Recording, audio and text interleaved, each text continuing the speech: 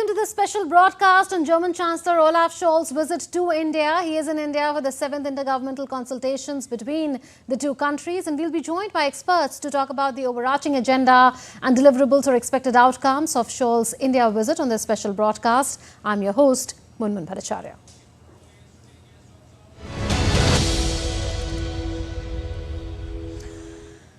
So, German Chancellor and India's PM Narendra Modi are attending the 7th Intergovernmental Consultations. The IGC is a whole-of-government framework under which ministers from both sides hold discussions in their respective areas of responsibility and report on the outcome of their deliberations to the Prime Minister and the Chancellor. Greater opportunities for the mobility of talent, deeper economic cooperation, green and sustainable development partnership, and collaboration in the area of emerging and strategic technologies are likely to be discussed. India's Prime Minister Narendra Modi on Friday said that Asia-Pacific Conference has played an important role on strengthening relations between the Asia-Pacific region and the EU. Addressing the 18th Asia-Pacific Conference in New Delhi, PM Modi said that this is the right time to get involved in India's growth story. He said Germany's technology and India's talent will together ensure a better future for the world, including the Indo-Pacific. दुनिया को stability और sustainability की जरूरत है, trust और transparency की जरूरत है, चाहे सोसाइटी हो या फिर सप्लाई चेन, हर मोर्चे पर इन वैल्यूज को बल देने की जरूरत है। इनके बिना कोई भी देश, कोई भी रीजन अपने बेहतर फ्यूचर की कल्पना नहीं कर सकता। इंडो पैसिफिक रीजन तो दुनिया के फ्यूचर के लिए बहुत जरूरी है। ग्लोबल ग्रोथ हो, पॉपुलेशन हो, स्किल्स हो, इस रीजन का कंट्रीब्यूशन और पोटेंशियल दोनों बहुत व्यापक है। PM Modi also said that India has the double power of AI, that is aspirational India and artificial intelligence. He further added that India is working on meeting the needs of the world.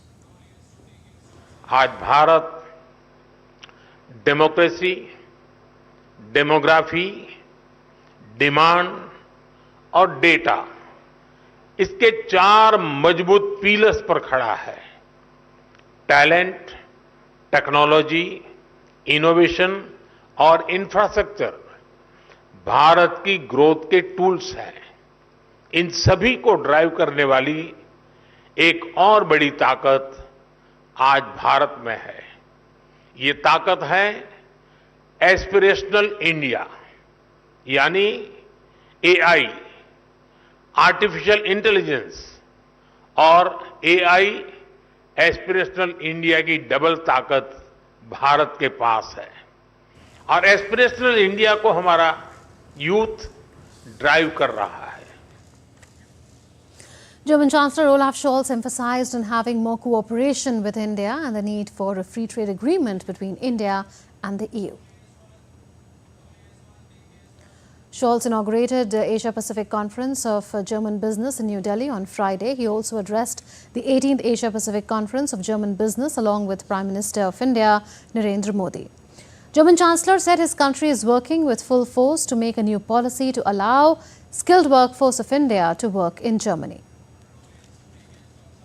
At our intergovernmental consultations with India, we also want to deepen our cooperation on defense and agree to bring our militaries closer together.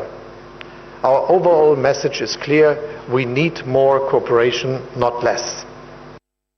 Yes, we must avoid one-sided dependencies, particularly in areas of strategic important critical raw materials and certain technologies, for instance. But for us, de-risking doesn't mean less trade or less openness. For us, de-risking means diversification. And this diversification is happening. Look at how German-Indian business relations have developed in recent years. Relations that benefit both sides. Olaf Scholz also said that protectionist policies must be avoided, which will reduce innovation. And he said that we should in fact create solutions to challenges in each other's territory and should follow international rules. He stressed that China should give up the special treatment it receives as a developing country. The Korean Peninsula, the South and East China Sea all remain flashpoints of potential conflicts, even though we all hope that these conflicts can be contained. So my first message to all of you today is this: let us do whatever we can to bring about political solutions to these conflicts, solutions that are based on international law and the principles of the UN Charter. Earlier, German Chancellor Olaf Scholz met Prime Minister Narendra Modi at his official residence in New Delhi.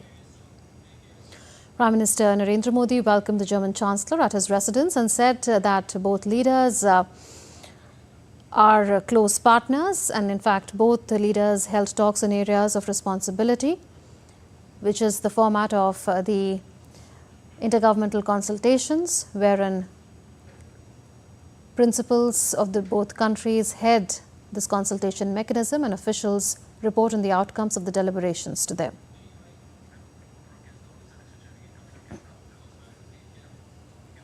Joining us now is Dibyendu Mondal, who is tracking the developments very closely in New Delhi, and also joining us for perspective our Ambassador Sanjay Bhattacharya, former Secretary MEA, and joining us is Dr. Harinder Sikho as well. She is a geopolitical analyst, and besides that she is also the Distinguished Fellow of CUTS International in Washington, D.C. So, such a pleasure to welcome all three of you here on DD India. Dibyendu, first up to you. How have the discussions panned out so far, and what are the focus areas this time around?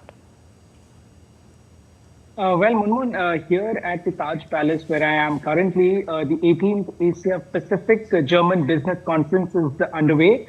We have seen just a while back Prime Minister Narendra Modi as well as the German Chancellor inaugurated this two-day conference, which is scheduled to be concluding tomorrow. So, of course, a lot of deliberations are going on with regards to the artificial intelligence, renewable energy sector, where both these governments are keen on working together. I was speaking to a couple of these business delegates who are very excited about the potential that India holds in terms of both the renewable energy sector as well as the technology sector, in terms of artificial intelligence development. We also saw parts of it being mentioned in both the German Chancellor as well as the Indian Prime Minister Narendra Modi's speech, where both the leaders have expressed confidence in each other's economic policies as well as the workforce, while the German Chancellor did talk about how several of the businesses in Germany are focusing in India. And Prime Minister Narendra Modi laid out, how the policies of the government of India is, ripe for investments from Germany to come into India. It also mentioned about how Airbus, which manufactures in Germany, is a key partner in the Indian aviation sector. There are also sectors like, the automobile manufacturer, the airlines. He also did mention about Lufthansa being, in fact, India being one of the key countries for Lufthansa connecting the Southeast Asian region. So, of course, many more deliberations would continue throughout the day. Well, do hold your thoughts, Dibyendu. We are getting visuals now of the intergovernmental consultations between India and Germany, the 7th Intergovernmental Consultations meeting taking place in New Delhi. An extremely significant partnership this is. India and Germany are strategic partners since 2000. So they are entering into 25 years of their strategic partnership. A lot of the cabinet ministers are present. A number of the cabinet ministers and other ministers have accompanied the German Chancellor. There is a huge business delegation as well, which did participate in the Asia Pacific Conference, which is a mechanism that has been built over the years to enhance economic, business, trade and investment cooperation between Germany and the Indo-Pacific region, including India, and both leaders, Prime Minister Narendra Modi and German Chancellor Olaf Scholz, had a short while back addressed the Asia-Pacific Conference with focus on business, trade and investment, economic strategy, geoeconomics as a whole, and there were interconnections with geopolitics as well. So there was focus on geoeconomics. सातवें intergovernmental consultation के अवसर पर आपका और आपके delegation का हार्दिक स्वागत है। एक्सेलेंसी, ये आपकी तीसरी भारत यात्रा है और सौभाग्य से ये मेरे तीसरे कार्यकाल की पहली आईजीसी मीटिंग है। एक प्रकार से ये हमारी मित्रता का ट्रिपल सेलिब्रेशन है। एक्सेलेंसी, 2022 में बर्लिन में हुई पिछली आईजीसी के दौरान हमने द्विपक्षीय सहयोग के लिए महत्वपूर्ण निर्णय लिए थे। 2 सालों में हमारी स्ट्रेटेजिक पार्टनरशिप के विभिन्न क्षेत्रों में उत्साहजनक प्रगति हुई है। रक्षा, technology, energy, green and sustainable development जैसे क्षेत्रों में बढ़ता सहयोग आपसी विश्वास का प्रतीक बना है। एक्सेलेंसी, विश्व तनाव, संघर्षों और अनिश्चितता के दौर से गुजर रहा है। इंडो पैसिफिक क्षेत्र में रूल ऑफ लॉ और फ्रीडम ऑफ नेविगेशन को लेकर भी गंभीर चिंताएं हैं। ऐसे समय में भारत और जर्मनी की स्ट्रेटेजिक पार्टनरशिप का मजबूत एंकर के रूप में उभरी है। ये एक ट्रांजैक्शनल रिलेशन नहीं है,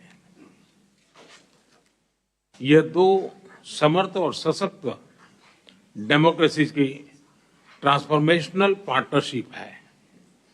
एक ऐसी पार्टनरशिप जो वैश्विक जगत और मानवता के स्टेबल, सिक्योर और सस्टेनेबल फ्यूचर के निर्माण में योगदान दे रही है। इस संबंध में पिछले हफ्ते आपने जो फोकस ऑन इंडिया स्ट्रेटेजी जारी की है, उसका स्वागत है। एक्सेलेंसी, मुझे खुशी है कि अपनी पार्टनरशिप को एक्सपांड और एलिवेट करने के लिए हम कई नए और महत्वपूर्ण इनिशिएटिव ले रहे हैं।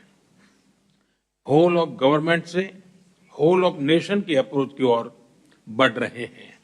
दोनों देशों की इंडस्ट्री, इनोवेटर्स और युवा टैलेंटेड को जोड़ रहे हैं। टेक्नोलॉजी का डेमोक्रेटाइजेशन हमारी साझा प्रतिबद्धता है। आज road map on innovation and technology जारी किया जा रहा है। इससे आर्टिफिशियल इंटेलिजेंस, सेमीकंडक्टर्स और क्लीन एनर्जी जैसे महत्वपूर्ण क्षेत्रों में हमारा कोलैबोरेशन और सुदृढ़ बनेगा। अभी हमने जर्मन बिजनेस की एशिया पैसिफिक कॉन्फ्रेंस में भाग लिया। कुछ देर में हम सीईओज फोरम में भी भाग लेंगे। इससे हमारे आर्थिक सहयोग को बल मिलेगा, हमारी अर्थव्यवस्थाओं को डाइवर्सिफाई करने और डी रिस्क करने के प्रयासों में भी गति आएगी और सिक्योर, रिलायबल और ट्रस्टेड सप्लाई वैल्यू चेन खड़ी करने में मदद मिलेगी। क्लाइमेट के विषय में हमारी प्रतिबद्धता के अनुरूप हमने ग्लोबल स्तर पर रिन्यूएबल एनर्जी के निवेश पर उसके लिए प्लेटफॉर्म बनाया है और आज ग्रीन हाइड्रोजन रोडमैप भी जारी किया है। हमें खुशी है कि भारत और जर्मनी के बीच शिक्षा, स्किलिंग और मोबिलिटी पर काम चल रहा है। जर्मनी द्वारा जारी की गई स्किल लेबर मोबिलिटी स्ट्रेटेजी का स्वागत है। मेरा विश्वास है कि आज की ये मीटिंग हमारी पार्टनरशिप को नई ऊंचाई पर ले जाएगी। There you heard Prime Minister Narendra Modi addressing the 7th Intergovernmental Consultations between India and Germany being held in New Delhi. There he said that in 2022, the last such discussions had taken place in Berlin, and since then a lot of progress has been achieved in these 2 years in the realms of green and sustainable development partnership, energy, defense, to name a few. He spoke of how there is uncertainty today in the whole world and how there needs to be rule of law and freedom of navigation particularly in the Indo-Pacific region. He spoke of how India and Germany have emerged as strong bilateral partners, and this is not a transactional relationship, he said, but a transformative relationship. He said that this relationship has been important as a stabilizing force for the world. He said that he welcomes the focus on India strategy that Germany has come up with a week before Olaf Scholz landed in India, and he said that he welcomes that strategy, and that he said that in the India-Germany bilateral strategic partnership context, we are moving from a whole of government approach to a whole of nation approach, and that India is committed to democratization of technology. He said a roadmap on innovation and technology is being issued with focus on artificial intelligence, clean energy, semiconductors, to name a few. And he also spoke of how, in the context of investment in renewable energy, a global platform has already been rolled out, and that there's continuing focus on skilling, migration and mobility as far as Germany is concerned, and that there is going to be continuous focus on diversification of supply chains and de-risking economies. So this was primarily the thrust of the Prime Minister's address to the 7th Intergovernmental Consultations. India and Germany are strategic partners since 2000, and almost a decade later the IGC consultation process started, and this is a biannual event, which means that this is an event that happens once in 2 years, and it happens alternatively between India and Germany. So the last such consultations, so the 6th round of consultations that had taken place in Berlin in 2022, and now these 7th round of consultations taking place in India as we speak. Dibendu continues to be with us, but Dibendu will request you to stay on with us. But let's bring in the other guests now, and Ms. Sikho, I'll begin with you on, we've just heard the Prime Minister, and here and even in the address in the Asia Pacific Conference, there has been focus on diversification of supply chains and on de-risking economies. There's so much focus again on geopolitical content, rule of law and freedom of navigation. But before we come to that, from the economic point of view, how do you see the Prime Minister's address? I think India, he's pegged it very well. He's talked about aspirational India, aspirational youth.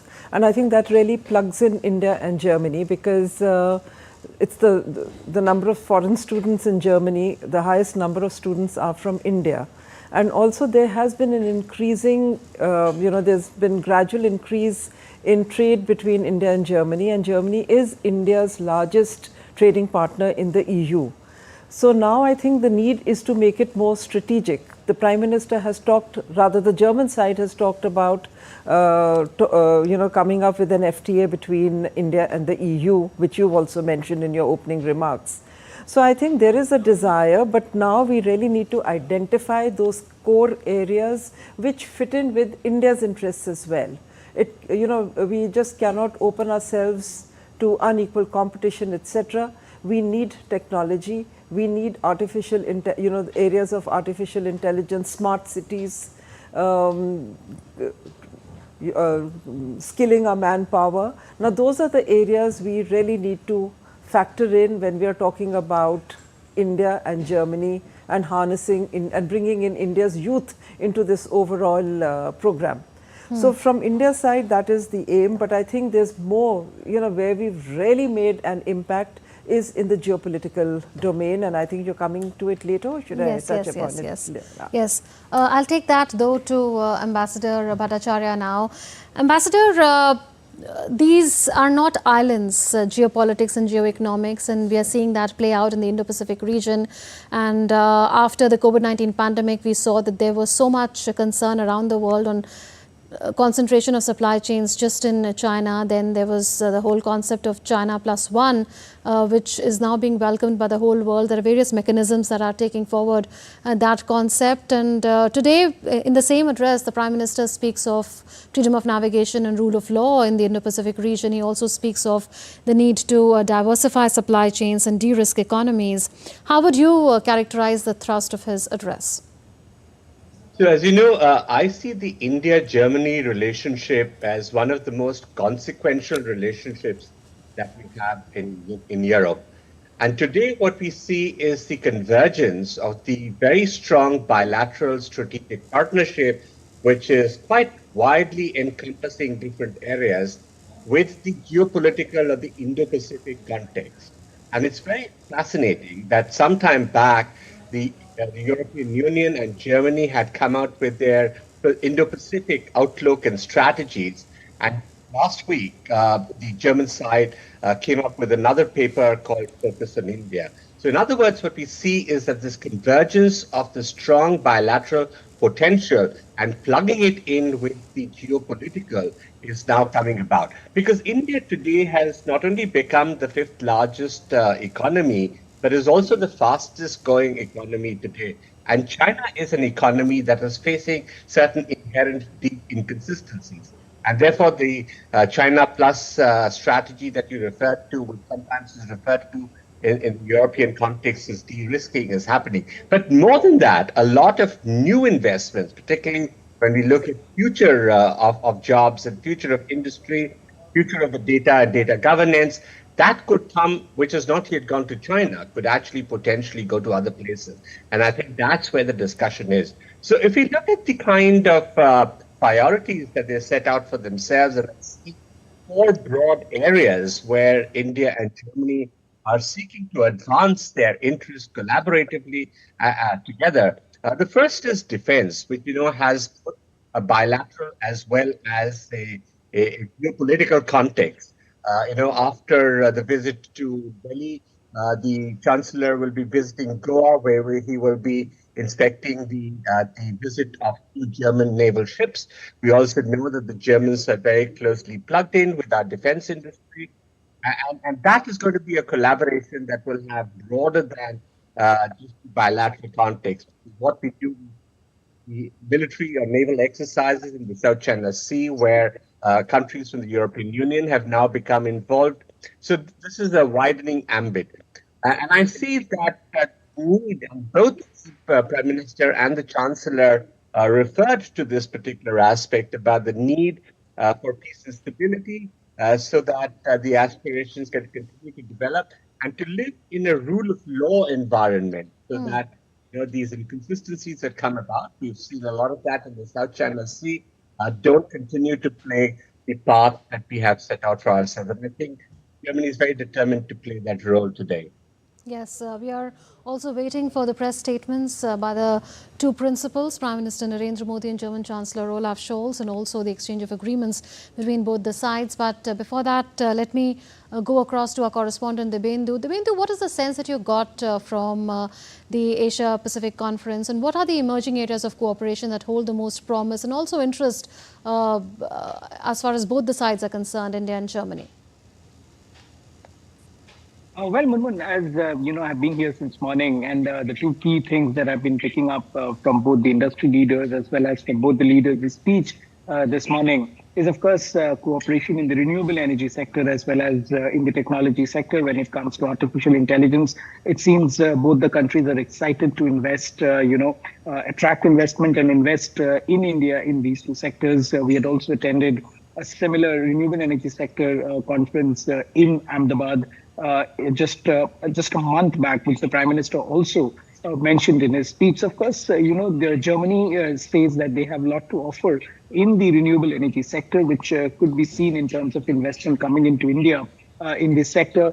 Just a short while back, again, there was a conference that the industry leaders spoke about how India is going to move towards the renewable energy sector, producing 500 gigawatts of renewable energy power. So, of course, these are some of the key areas where cooperation is likely to be seen between both the countries, as well as in the technology sector, is what business leaders from both the countries do talk about. And having said this, Munmun, even in other sectors as well as skilled manpower, India has a lot of potential in terms of skilled manpower, and Germany do say that they have technology to offer, and India has the manpower to offer. So, of course, these two coupled together would perhaps give both the countries the great opportunity in terms of developing more robust strategic partnership, and also not to forget the mention of the free trade agreement between India and the European Union. And Germany says that it is not a matter of years, but just a matter of months when India could have a FTA with the European Union. So, of course, these are some of the key takeaways, perhaps, that could be seen from the high-level bilateral meet that is underway between the top leaders of India and Germany.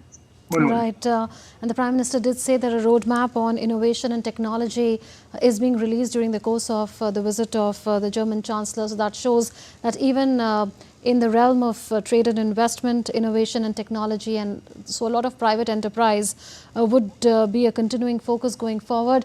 Well, coming to you now, Ms. Sikho, there's so much happening under the IGC framework, and there's so much focus on, like the Bendu said, on green technology, on renewable energy. Then we heard the Prime Minister talk about innovation and technology. Besides that, there is focus on immigration, on mobility, skilling, and a focus on science and technology as well, because we are marking 50th year since that partnership was launched. What is your sense on where this relationship is headed? PM said this is a transformational relationship, not a transactional relationship. So are we really going from strength to strength, and are we really playing it big from here on between India and Germany? In the last few years, one has noticed that we have been diversifying our foreign policy options, which is a good thing. So rather being dependent only on, say, getting caught in this US-China kind of thing, we have looked increasingly towards Europe, and that has been one of the main foreign policy planks of the present government. And they've been looking increasingly towards Europe, and they identified Europe as a source of innovation technology, whether it's Finland or it is Germany or France. With France, of course, we've been doing more in the domain of defense. But with Germany and the other European countries, because they do have the expertise and the to share that knowledge and expertise with us and establish a more bilateral kind of a relationship. And with Germany and France, I think India has always had a very strong relationship compared to the other EU countries.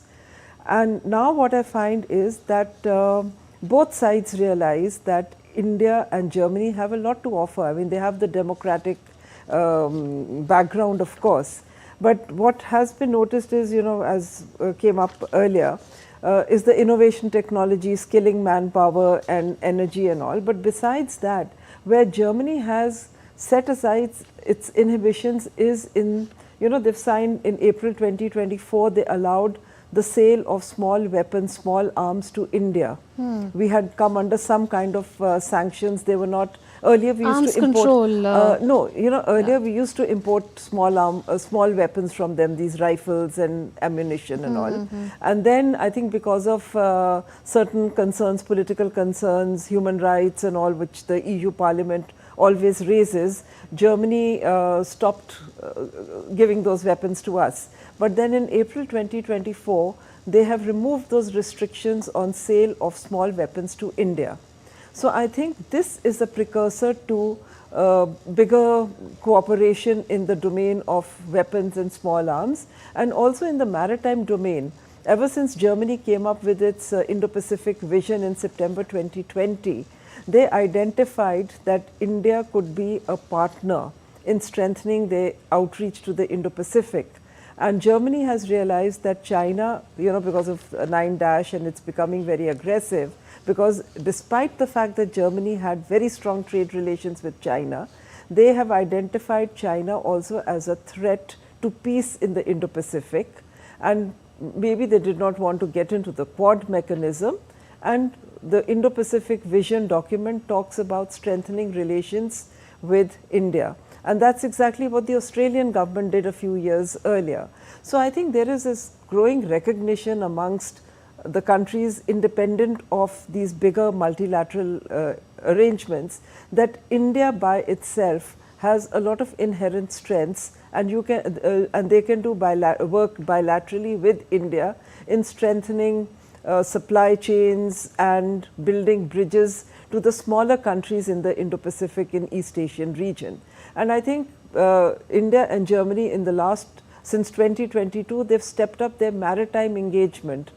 And even more recently, their 2 frigates, I think one is going to dock in Goa. Yes. And so we've really stepped up our maritime, and we are holding joint maritime exercises with Germany. We're also doing air exercises with Germany. So we are not confined only to the big powers, doing exercises with the United States or with Russia, but we also realize the inherent strength of working with the European partners, and both are strong economies. I mean, Germany is a strong economy, India is a strong economy, and I think we both fit into each other's expectations and aspirations. So I see a great future between the two countries. Okay. Taking that point further, Ambassador, there's a lot happening, and Dr. Sekhon did speak about how the restrictions that were there on exports from Germany to India of small arms has been done away with in April this year, and how there are joint defense exercises taking place in the maritime space, in the airspace. But beyond that, do you think that there is scope of taking this even further, maybe sharing of sensitive defense technologies and strategic technologies between the two sides, particularly from Germany to India? So I think one of the key areas during this visit is really about defense cooperation, and I think this extends to different areas. The first level, of course, is the collaboration between the armed forces, and as Dr. also mentioned, that would involve things like joint exercises in each other's countries, in the normal waters, or even in third country or third areas or open seas, which is already happening, and to strengthen that. The next thing that happens is that we get into some form of collaboration regarding logistics arrangements. In other words, German maritime fleets, both naval as well as merchant navy, could dock in Indian facilities and even have facilities for replenishment or repairs, and that can happen in India. This can happen in the maritime domain, it can happen in the air domain as well. And that is something that is also being talked about in the defense area. The third kind of collaboration is really the one that is more future-oriented, which is the collaboration in R&D and joint co-production. And there are, as you know, we've had cooperation with in the past as well. There were certain export control issues in, but I think those are not significant issues anymore. And so we are really looking at a broad range of collaborations in addition to small arms and weapon systems, where we are looking at more sophisticated components or even platforms, such as expressed interest in participating in our submarine project, for which conventional submarines are to be constructed. They're also interested in some of our drone projects. The Germans have got certain technologies which can combine with the capabilities that we have, and this is the way the future of theaters of war might proceed, or even for surveillance purposes. There is some collaboration also in the case of anticipating the case of certain delivery systems like fuse missiles and such. So it's actually a fairly broad range in the defense area. But I think what it all goes forward to is developing a certain kind of response pattern so that the Indo-Pacific becomes or has a more robust mechanism with interoperability between the maritime, air, and other forces of the countries who are involved in this process. I think what also is very significant is that in addition to this defense dimension, there is a strategic approach towards this, and that takes us into some of the economic collaboration, some of the mobility arrangements that are likely to come about during this round of conversations. And the third area, which I think is perhaps more significant, is how we look at the future. And some of that would be related to the future of industry, the future of technology, the future of the digital world, and also in terms of coordinating on strategies and global governance. So it's a fairly broad ambit that we have with Germany. It's a very, very rich relationship. It's a partnership which I call one of the most consequential in the European continent. Okay. Let's take this further in terms of the economic relationship. The Prime Minister did say that we've exceeded in terms of bilateral trade $30 billion, but is there a lot of potential, and could the India-EU FDA, the talks, the German Chancellor said could take months now to conclude and not years. Once that is in place, do you think that qualitatively a lot will improve in terms of bilateral economic cooperation and also not bilateral, just between EU and India as a whole? You know, the FTA is all up in the air, and I think that's the problem we face with all our FTA negotiations across the spectrum. And while the Western world would like to tell us that we are, not very open about it, but I think the problem also lies because EU still loves to pontificate. When you sit in on the EU meetings and all over here, think tank to think tank, they still feel that India is a colony and we need to open up. You know, some of the smaller, and luckily Germany does not talk like that. They realize that India is an equal partner. We are collaborating in the multinational domain when it comes to UN reforms, etc. So they do realize the potential within India. But I think what becomes a problem is the FTA is, with the entire EU. And EU has a lot of its own internal things to challenges, amongst the EU countries, which is not going to make this FTA between India and the EU happen anytime soon.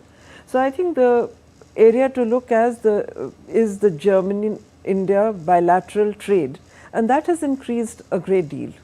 And that is where the potential is, and German technology, and by technology, you talked about the transfer of technology.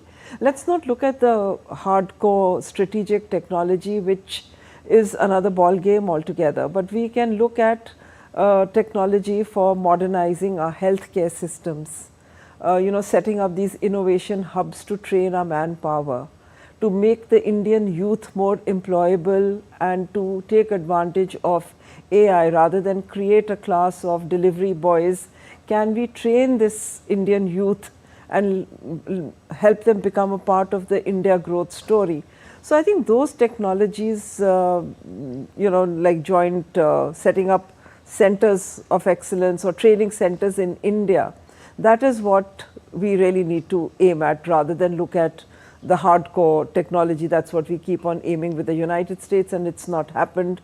Over there also, they say that 10 to 15% of the real technology they don't even share with the NATO partners, so they are not going to share with India. So, there is a lot of potential without really looking at reaching the moon first. And space cooperation, I think the Western, Europe and all, they would like to collaborate with us on our Mars missions and all. Now, if we can improve certain things over there and seek help from Germany and France and these other European countries, I think that is where the scope is.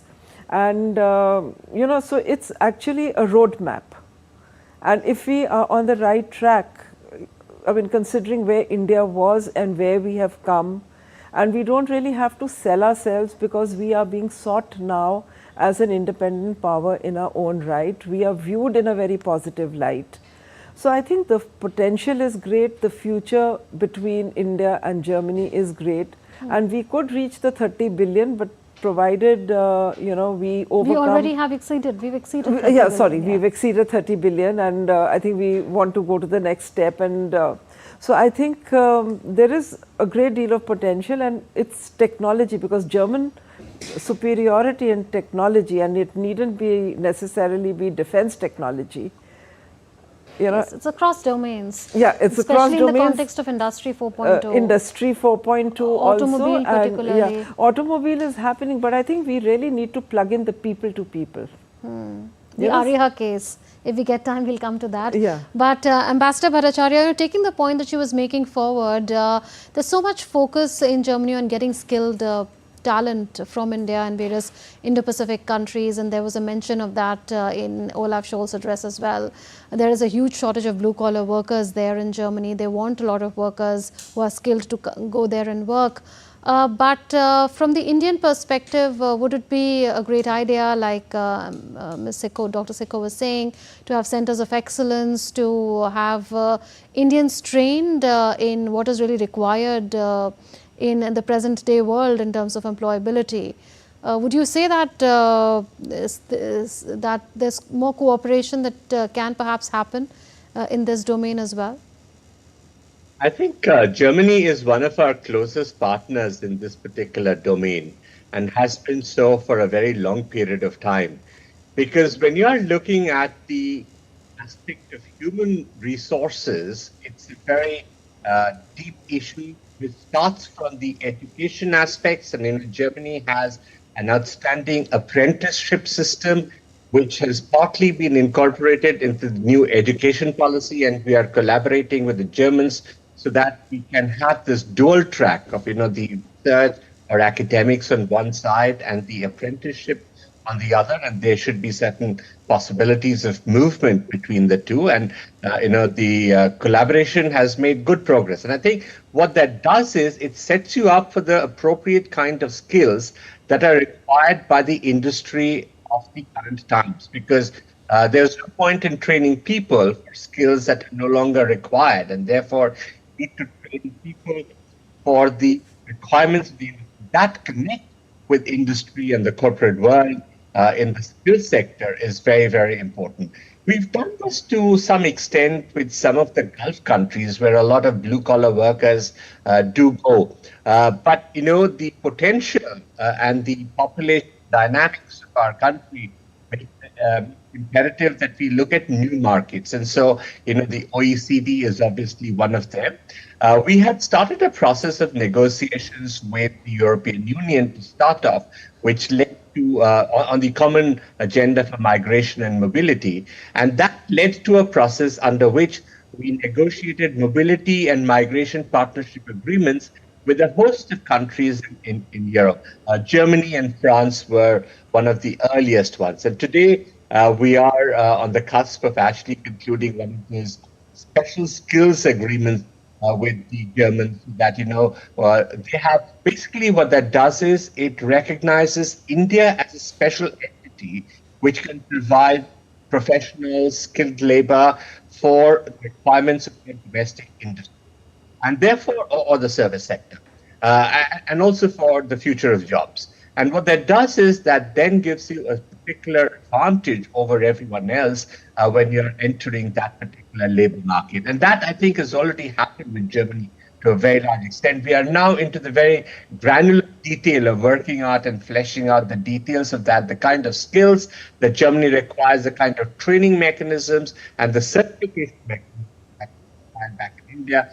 So I think on that, we've had great progress. The second part of that, which is related, is about the students, because there has been a significant increase in the movement of the mobility of students to Europe and to Germany in particular, and many of them then become a resource because there is a certain kind of cultural assimilation and integration that has already happened for them. And so if they were to continue for some time in the German ecosystem, Germany would begin to realize the benefits of that as well. And I think that's another aspect that is part of the mobility partnership that we are looking at and negotiating with the Germans.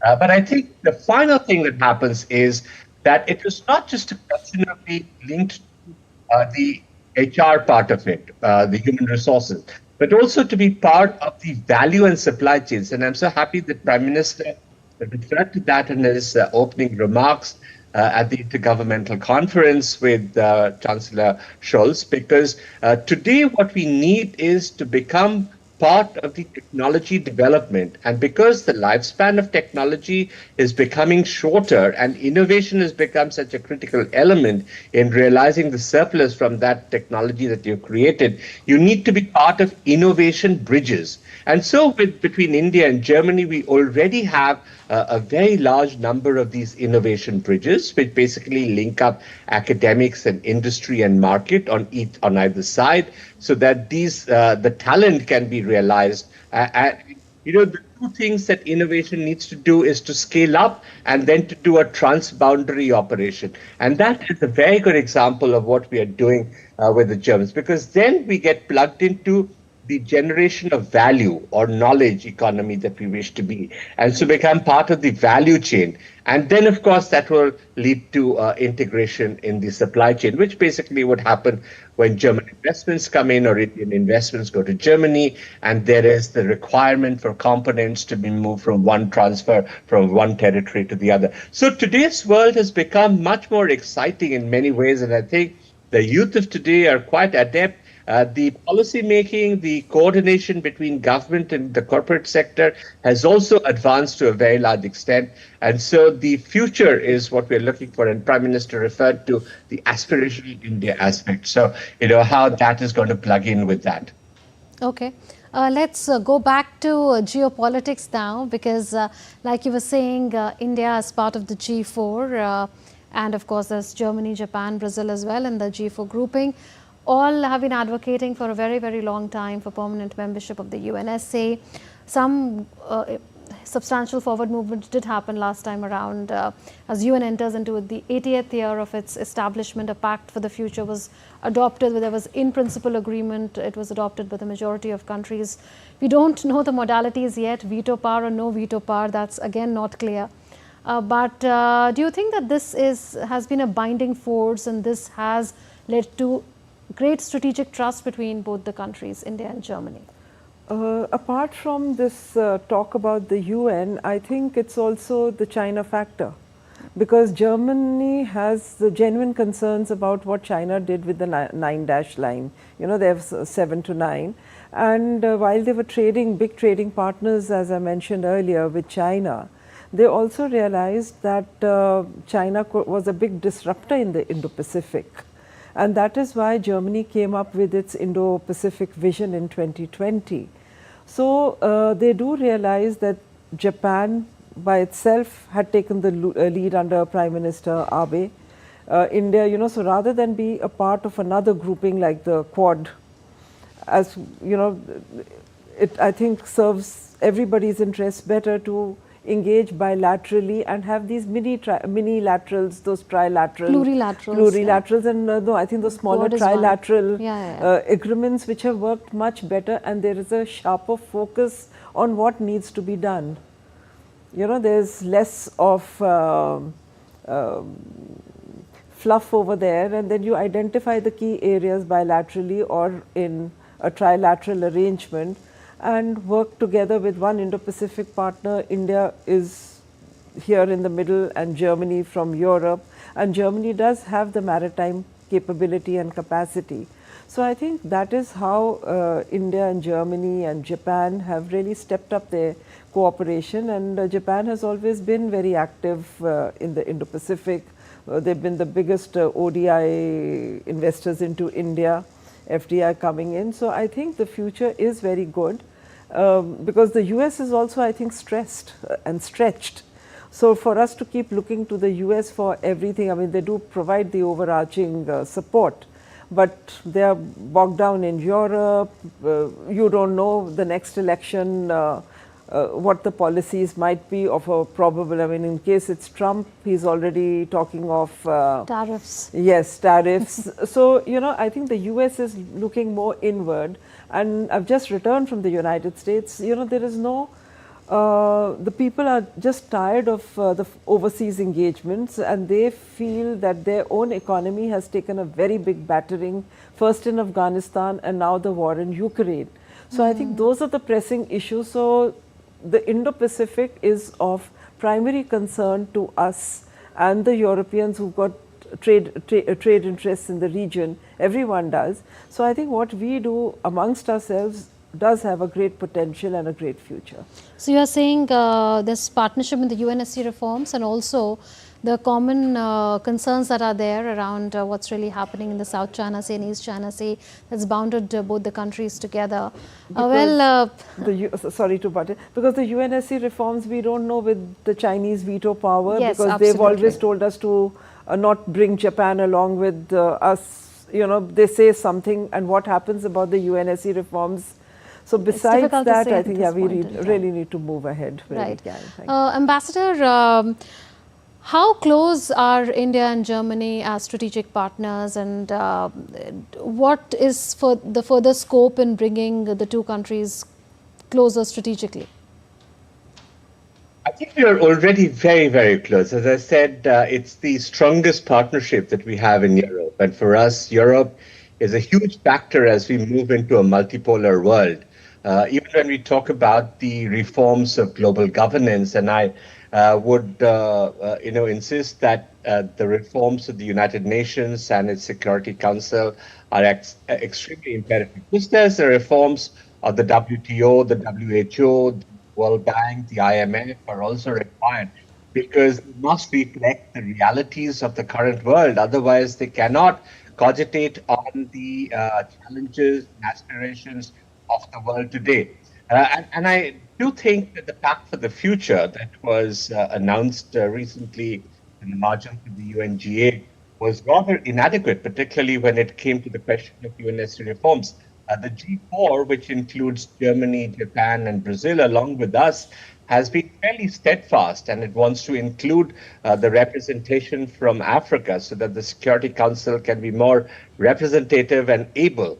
But I think that is going to be a big challenge. And in the meanwhile, I think we have to keep plugging away at the things that we can do best, which is enhance your own capabilities, strengthen the bilateral partnerships that you can do. And Germany is one of the very great examples that we are focused on.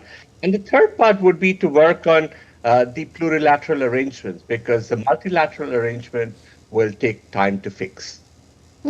Ambassador, also, what are your thoughts on the Ariha case as a 3-year-old Indian in foster care in Germany? And the parents are concerned. They are from the Jain community here, and there are cultural differences that are there between India and Germany. A similar case we've seen in Norway of an Indian couple whose child was taken in foster care. So how do you think that these issues can be avoided going forward? I think the degree of cultural sensitivity that is required when migrant communities move overseas, whether it's as temporary migrants or as long-term residents, is something that needs to have much greater attention. And it's not just this particular case. We've seen recent riots all across Europe and the UK regarding the migrant community. What that is largely a reflection. Okay. Ambassador, your audio isn't very clear, but this is one issue that we'll continue to discuss in the days to come. But yes, India and Germany are very strong strategic partners. The 7th IGC or Intergovernmental Consultations have taken place in New Delhi, and we are standing by for press statements as well as exchange of agreements between India and Germany. We'll keep you posted on that. But for now, I'll take your leave. Thank you so much for joining us on this special broadcast. Ambassador Bhattacharya, Dr. Sikh, always a pleasure to have you on DD India. And with that, we conclude the special broadcast. News and updates will continue on DD India. Stay tuned.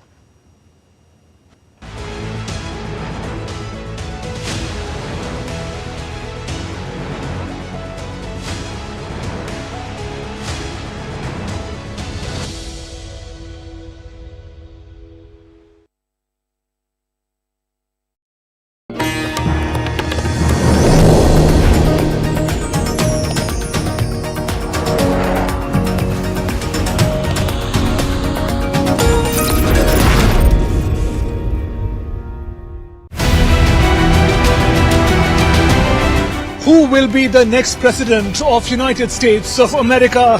Will Donald Trump make a dramatic